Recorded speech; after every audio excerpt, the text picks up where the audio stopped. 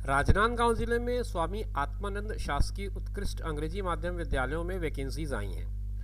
दोस्तों नमस्कार, आप देख रहे हैं जीरो पीरियड के इस वीडियो में हम लोग बात करेंगे कार्यालय शिक्षा अधिकारी जिला शिक्षा अधिकारी राजनांदगांव के एक विज्ञापन की। इस विज्ञापन में उन्होंने बात की है सेजेस यानी कि स्वामी आत्मानंद उत्कृष्ट अंग्रेजी माध्यम विद्यालय में रिक्त वैकेंसीज के बारे में। ये पत्र है, विज्ञापन जो है वो जारी किया गया है 27/12/2022 की डेट पर। 5 ऐसे स्कूल हैं जो स्वामी आत्मानंद शासकीय उत्कृष्ट अंग्रेजी माध्यम के विद्यालय हैं और इनमें अंग्रेजी माध्यम से पढ़ाई होती है या होनी है। इनमें विभिन्न शैक्षणिक बैकलॉग के रिक्त पदों पर संविदा नियुक्ति के लिए छत्तीसगढ़ के मूल निवासी योग्यताधारी आवेदकों से आवेदन पत्र आमंत्रित किए जा रहे हैं। आवेदन पत्र डाक द्वारा राजनांदगांव जिला शिक्षा अधिकारी के पते पर चाहे तो आप स्पीड पोस्ट से भेजें या फिर रजिस्टर्ड डाक से भेजें। ये 2 ऑप्शन है जो आपके लिए उपयुक्त होंगे अगर आप आवेदन करते हैं तो। अगर आप इन दोनों के बजाय कार्यालय में उपस्थित होकर के अपना आवेदन प्रस्तुत करना चाहें तो कक्ष क्रमांक 108 ये वो जगह होगी जहां पर जाकर के आप अपना एप्लीकेशन सबमिट कर सकते हैं। लास्ट डेट 11 जनवरी 2023 रखी गई है। शाम 5 बजे तक ये आवेदन वहां पहुंच जाए ऐसी व्यवस्था आप कर लें। कौन कौन सी कैटेगरी में कितने कितने पोस्ट हैं ये मैं आपको बताता हूं। आगे बढ़ते हैं, चैनल पर बने रहिए।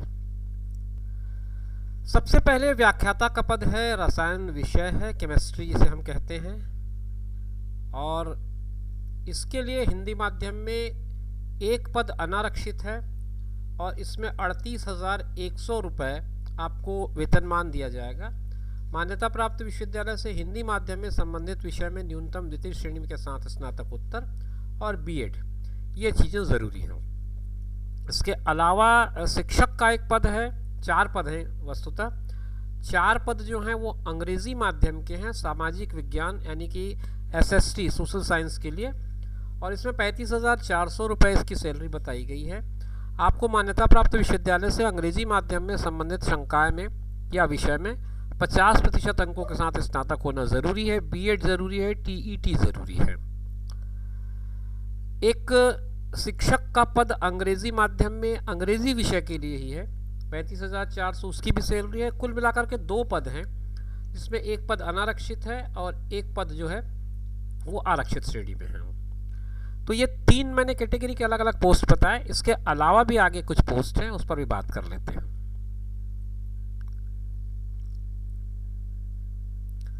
आप देख रहे होंगे चौथे नंबर पर गणित का एक पद बताया गया है जिसके लिए हिंदी माध्यम में आपको स्नातक होना ज़रूरी है, और एक तरह से इसमें 50% की कंडीशन इसमें भी अप्लाई हो रही है। बीएड आपका ज़रूरी है, टीईटी ज़रूरी है। 35,400 रुपये आपको सैलरी मिलेगी इस पोस्ट के लिए। आगे 2 पोस्ट और दिख रहे हैं जिनमें एक है सहायक शिक्षक का एक पद अंग्रेजी माध्यम के लिए है, और ये 25,300 रुपये आपकी सैलरी होगी। इसमें मान्यता प्राप्त बोर्ड से अंग्रेजी माध्यम में संबंधित संकाय में 50% अंकों के साथ हायर सेकेंडरी हुआ, और फिर डीएड, बीएड या डीएलएड, इसके साथ में टीईटी जरूरी है। ये चीज़ आपके लिए ज़रूरी होगी। फिर आते हैं सहायक शिक्षक विज्ञान प्रयोगशाला। इसके लिए माध्यम का कोई बंधन नहीं है। कुल मिलाकर के 4 पद हैं, 3 पद अनारक्षित हैं और 1 पद आरक्षित है। 25,300 रुपये इसमें भी आपको सैलरी मिल पाएगी। मान्यता प्राप्त बोर्ड से अंग्रेजी माध्यम में विज्ञान संकाय जिसमें गणित और बायो दोनों इंक्लूड किया गया है, इसमें न्यूनतम द्वितीय श्रेणी में हायर सेकेंडरी स्कूल पास होना जरूरी है। तो कुल मिलाकर के 13 पदों की ये विज्ञप्ति है जिस पर आप आवेदन कर सकते हैं। अलग अलग श्रेणियां हैं। ये इसमें टीप देते हुए कहता है कि 2 तारीख 3/9, 2/6, 3/9, 15/10 और 25/4 के अलावा 3/8 को जो विज्ञापन जारी किए गए थे उनमें रिक्त पदों को सम्मिलित किया गया है, और ये विज्ञापित बैकलॉग के रिक्त पदों में जिले के सेटअप के अनुसार 100 पॉइंट रोस्टर का पालन किया गया है। आयु सीमा के बारे में ये बात करता है कि 1/1/2022 इस डेट पर 21 वर्ष से 35 वर्ष के बीच की आपकी आयु सीमा होनी चाहिए। जो डॉक्यूमेंट्स आपको मांगे गए हैं वो एक लिस्ट कर दी बना दी गई है। आप लिस्ट देखकर समझ सकते हैं क्या क्या डॉक्यूमेंट्स आपको सबमिट करने हैं। आपको 10th की मार्कशीट देनी है, 12th की मार्कशीट देनी है, ग्रेजुएशन पोस्ट ग्रेजुएशन अगर आपका है, D.Ed B.Ed या D.El.Ed, फिर TET। इसके अलावा ये तो एजुकेशनल क्वालिफिकेशंस के हो गए।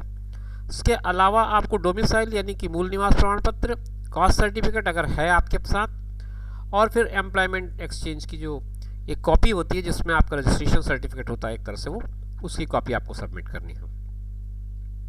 ये आपके सिलेक्शन का बेस होगा। किस तरह से आपका सिलेक्शन होगा उसके बारे में बता दिया गया है कि अगर आप व्याख्याता के लिए आवेदन देते हैं तो स्नातकोत्तर का 60% और स्नातक का 40%, इस तरह से 100% का वेटेज बनता है और इसी के बेसिस पे आपकी मेरिट लिस्ट तैयार की जाएगी।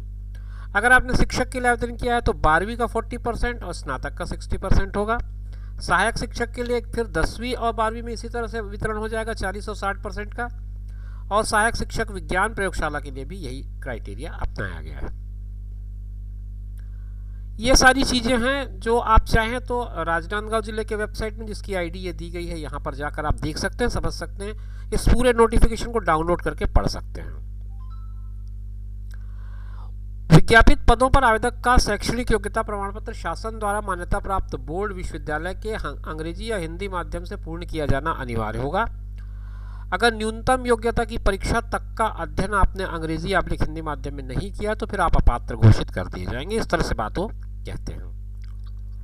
बहुत सारी और कंडीशंस हैं जो आपके काम का है, मैं केवल उन्हीं को ज़्यादा फोकस कर रहा हूँ। बाकी आप नोटिफिकेशन डाउनलोड कर लें और डाउनलोड करके पढ़ सकते हैं। ये आवेदन पत्र का प्रारूप है। आप आवेदन पत्र का प्रारूप भी इसी नोटिफिकेशन के साथ डाउनलोड कर सकते हैं। इसमें पद का नाम है, विषय, आवेदक का नाम है, पिता पति का नाम है, जाति है, जन्म तिथि है, लिंग के बारे में पूछा गया, पता बताना होगा आपको, ईमेल आईडी, मोबाइल नंबर, और छत्तीसगढ़ के डोमिसाइल अगर हैं, रोजगार कार्यालय का जीवित पंजीयन है, और उसके अलावा शैक्षणिक योग्यताओं के सारे जो है प्रमाण आपको इस कॉलम में भरने होंगे। ये एक सूची बना दी गई है, इसमें आपको टिक कर देना है कौन कौन सी चीज़ें आपने लगाई है। नीचे आकर सत्यापन करना है, घोषणा पत्र के जैसा काम है ये। अंत में आपको हस्ताक्षर करना है और ये आवेदन, जैसा कि मैंने आपको डेट बताई है, उसी डेट के पहले तीनों माध्यमों में से किसी एक माध्यम से जिला शिक्षा अधिकारी कार्यालय राजनांदगांव में पहुंच जाए। शुभकामनाओं के साथ ये वीडियो मैं यहीं ख़त्म कर रहा हूँ। आगे नई वीडियो में आपसे फिर मुलाकात होगी। अपना ख्याल रखें, साथ में उनका ख्याल रखें जो आपका ख्याल रखते हैं। धन्यवाद।